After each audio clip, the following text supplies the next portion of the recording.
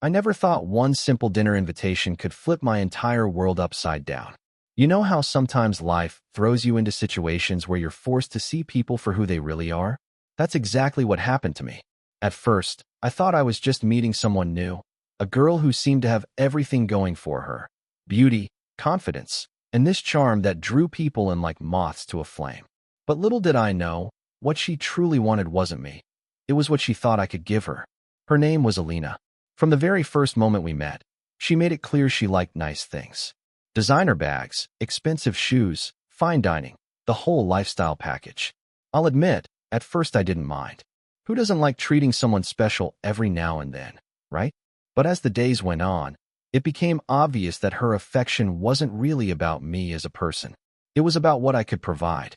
Still, I kept giving her the benefit of the doubt. I told myself maybe she was just excited. Maybe she wanted to share the finer things in life with me. But deep down, I couldn't shake this gnawing feeling in my chest that something wasn't right. Then came the night I met her sister. It was supposed to be just another family dinner, nothing fancy. Alina invited me over to meet her parents, and I figured, why not? I showed up nervous but excited, hoping this would be a step forward in our relationship. What I didn't expect was to lock eyes with her younger sister, Maya, the moment I walked through that door. And let me tell you, the energy in that room shifted instantly. Maya wasn't like Alina at all. She didn't have the flashy designer clothes or the constant need to show off. Instead, she carried herself with this quiet warmth, this genuine presence that felt real. I can't even fully explain it, but the way she smiled at me, it wasn't the kind of smile that asked for anything in return. It was just honest, pure. But here's where it gets complicated.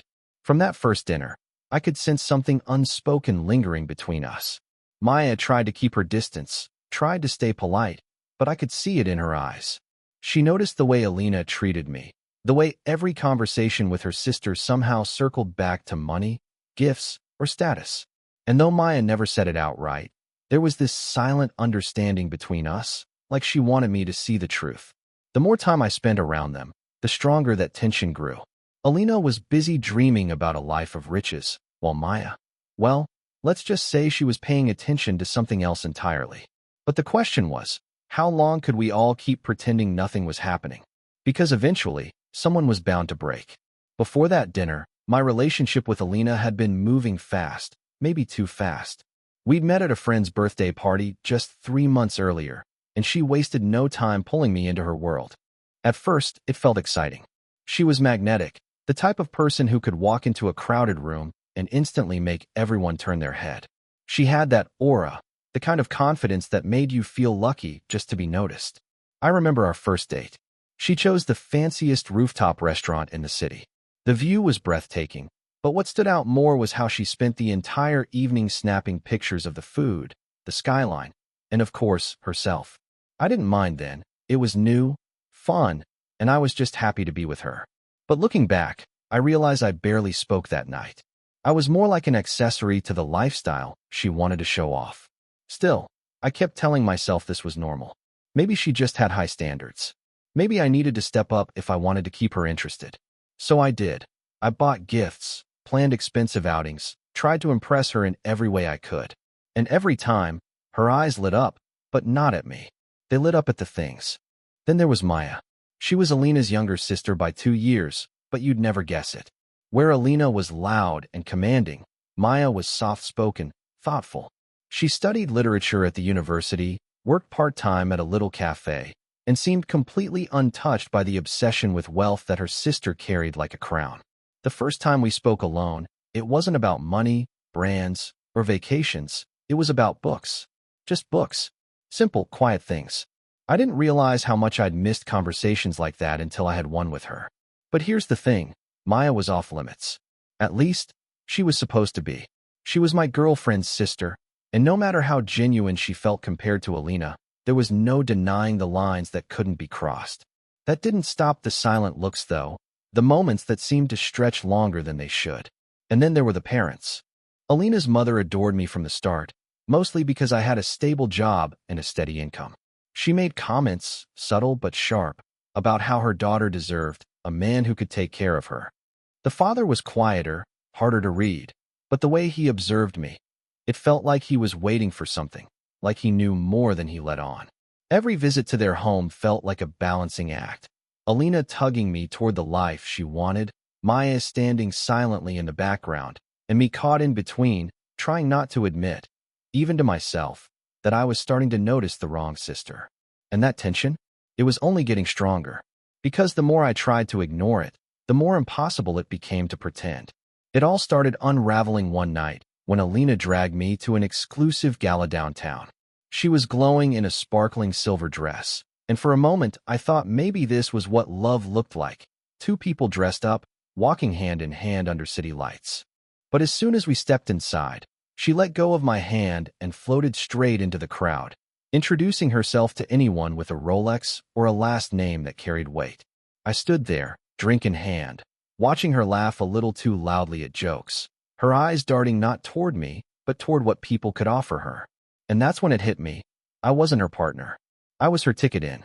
Later that night, she leaned over and whispered, "You could be like them, you know, if you worked harder, if you aimed higher."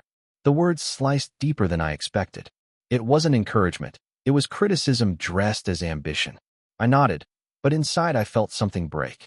And then, just days later, I saw Maya again. She stopped by while I was helping Alina's dad fix the garden fence. No makeup, hair tied back, holding 2 glasses of lemonade. She handed one to me with this small, effortless smile, and in that moment, I swear the world went quiet. No pretense, no performance, just her. But that quiet didn't last long. Alina came outside, heels sinking into the grass, eyes darting between us. "What's going on here?" she asked, half joking, half daring me to say something wrong. I laughed it off, said we were just talking, but the way her gaze lingered told me she didn't fully buy it. From that day, things shifted. Alina grew more demanding, more watchful. She started dropping hints about engagement rings and exotic vacations, pushing me into corners I wasn't ready for. Meanwhile, every time I saw Maya, the silence between us grew heavier, like both of us knew something was coming, but neither of us dared to speak it aloud. The worst part? Alina's mother seemed to sense it too. One evening, as I was leaving their house, she pulled me aside and said softly, "Don't let distractions ruin what you have with Alina. She's counting on you." Distractions. That's what she called it. But what if the distraction was the only thing that felt real? And what if Alina was starting to notice it more than anyone else? The cracks in everything started showing faster than I could patch them up. Alina wanted more. More nights out, more jewelry, more promises of a future built on wealth. And no matter what I did, it never seemed enough. But the real problem wasn't just Alina's demands anymore. It was the unspoken connection building between me and Maya. It was in the stolen glances across the dinner table. It was in the way our hands brushed when we passed dishes back and forth. It was in the way she lingered just a second longer whenever she said goodbye. None of it was deliberate, at least not at first. But every moment carried a weight that grew heavier by the day. One evening, after another exhausting night out with Alina, I stayed over at her family's house. Everyone went to bed, but I couldn't sleep. I walked downstairs for some water and found Maya in the kitchen, sitting quietly at the table with a book in her hands. "You're up late," I whispered. She looked up, half smiling. "Couldn't sleep either?" I sat down across from her. For the first time in weeks, I felt calm. We talked in hushed voices about everything and nothing, dreams, frustrations, even little childhood stories. Hours slipped by like minutes. But then it happened, a silence so charged it felt like the air itself was holding its breath. Her eyes met mine, and for a split second, the world tilted. That's when footsteps echoed on the stairs. We jerked back just as Alina's silhouette appeared in the doorway. She looked between us, her expression unreadable. "What are you two doing?" she asked, her tone sharp but coated in a fake sweetness. "Just talking," Maya said quickly. Alina didn't reply. She just stared, her lips curling into a faint smile before she turned and walked back upstairs. But that smile, it wasn't relief. It was suspicion. From that night forward, everything grew tighter, suffocating almost. Alina clung closer to me, showing me off to her friends, demanding pictures for social media, reminding me of the future she expected. But behind her smiles, I saw calculation. She was watching me, watching us. Maya withdrew, trying to create distance, but it only made the tension sharper. Every room we shared felt like a battlefield where a single glance could give everything away. And then came the moment that changed everything. Alina invited me to a lavish birthday party she was hosting. The place was full of music, lights, and laughter, but underneath it all, her eyes never left me. At one point, she leaned close and whispered, "I know what's going on." My heart froze. I tried to play dumb, to laugh it off, but she didn't smile. She just stared, her grip on my arm tightening, nails pressing into my skin. And in that instant, I realized the game was over. She knew. I thought Alina confronting me at the party was the breaking point. But I was wrong. Things were about to get much darker. The next morning, she called me over to her apartment. Her voice on the phone was calm, too calm. When I arrived, she was sitting at the table with her phone in hand, a sly smile playing on her lips. Without saying a word, she turned the screen toward me. It was a video, grainy, but clear enough. Me and Maya in the kitchen that night, talking, laughing, leaning in closer than we should have. My blood ran cold. I had cameras installed, Alina said softly, almost like she was proud. I knew something was going on, and now I have proof. I couldn't breathe, not because of the video itself, but because of what she said next. "See, you don't understand. This isn't just about us anymore. If you walk away, I'll make sure everyone sees this. Your family, your job, her. I'll ruin both of you." Her smile widened, but her eyes were deadly serious. And in that moment, I realized she wasn't just after riches anymore. She wanted control. I sat there frozen, staring at the video playing on her phone. My mind raced, but Alina's voice cut through the panic like a blade. "You think you can humiliate me with my own sister?" she hissed. "No. I decide how this ends." Her words burned, but somewhere in the back of my mind, a strange calm began to form. Maybe it was the months of pressure, or maybe I had finally reached my breaking point. Either way, I wasn't going to let her keep pulling the strings. "You're right," I said quietly. "It has to end." For a second, she smirked, thinking she'd won. But then I pulled my phone from my pocket and laid it on the table. "You're not the only one who records things," I told her. Her smile vanished. I pressed play, and her own voice filled the room. A conversation from a week earlier at the gala, when she whispered about wanting a man with more money, more ambition, someone worth showing off. She hadn't noticed me recording, but I had. Alina's face twisted, anger and fear colliding. "Delete that." But before I could respond, another voice echoed from the doorway. "I think you both should stop." It was Maya. She had come, uninvited, her eyes blazing. She'd heard everything. In that instant, the entire web of lies and secrets collapsed. Alina lunged at her, screaming, accusing, desperate to hold on to whatever control she had left. But Maya didn't flinch. She looked straight at me, her voice steady. "You have to choose. Right here. Right now." The room went silent, the weight of everything pressing down. And that's when the final twist hit me. Maya wasn't just giving me an ultimatum. She wasn't asking for me at all. She was asking me to walk away. From both of them. The room felt like it was caving in. Alina stood there trembling with rage, Maya stood firm, and I realized I'd been living in a storm I never should have stepped into in the first place. Maya's words cut deeper than any accusation Alina had thrown at me. Walk away. Not choose me, not prove your love, but simply let it go. In that moment, I finally saw the difference between the two sisters. Alina wanted to hold on, at any cost, with manipulation, control, and endless demands. Maya, on the other hand, wanted freedom. For me. For herself. She cared enough to let me go, even if it meant losing something she might have wanted deep down. I took a deep breath and slid my phone off the table. "I'm done," I said. "No more games. No more fighting." Alina's face twisted. "You can't just walk away. You owe me. You owe us." But I didn't.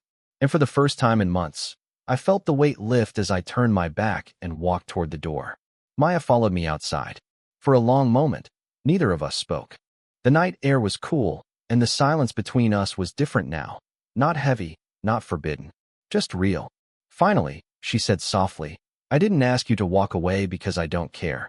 I asked because I do." Her words hit me harder than I expected. I wanted to reach for her, to say all the things I'd kept buried, but I knew she was right.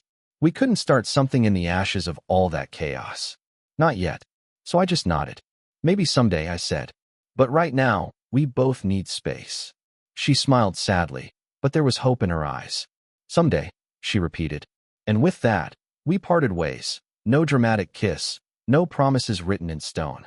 Just two people choosing honesty over desire, growth over temptation.